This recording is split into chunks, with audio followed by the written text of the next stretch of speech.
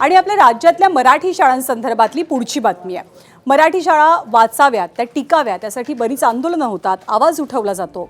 पण मराठी शाळांसंदर्भातलं एक धक्कादायक वास्तव आता समोर आलेलं आहे। गेल्या 2 वर्षात कोकण, विदर्भ, पश्चिम महाराष्ट्र, मराठवाडा आणि उत्तर महाराष्ट्र या भागातील 255 मराठी शाळा बंद पडल्या।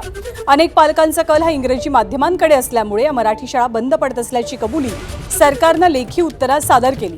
मराठी शाळांमध्ये विद्यार्थी संख्या कशी वाढेल आणि शाळा बंद पडणार नाहीत यासाठी विशेष उपाययोजनांची अंमलबजावणी केली जात असल्याची माहिती सुद्धा सरकारकडून दिली गेली आहे। सध्या कमी पटसंख्येच्या शाळांमध्ये 1ली ते 8वी पर्यंतच्या विद्यार्थ्यांना मोफत पुस्तकं, गणवेश आणि इतर साहित्याचा पुरवठा केला जातो।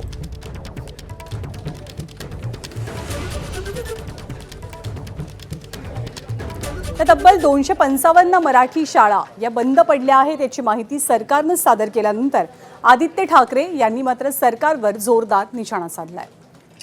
शाळा आणि शाळेंमध्ये काय आपण नेमकं सिलेबस आपण हे करत आहोत मुलांसाठी किंवा मुलींसाठी, चांगले बाथरूम आहेत का, चांगले क्लासरूम आहेत का। मध्यंतरीच्या काळात मला आठवतं एक तरुण मुलगा महाराष्ट्रातच स्कूटरवरून फिरत होता पूर्ण महाराष्ट्रामध्ये आणि झेडपीच्या शाळा दाखवत होता।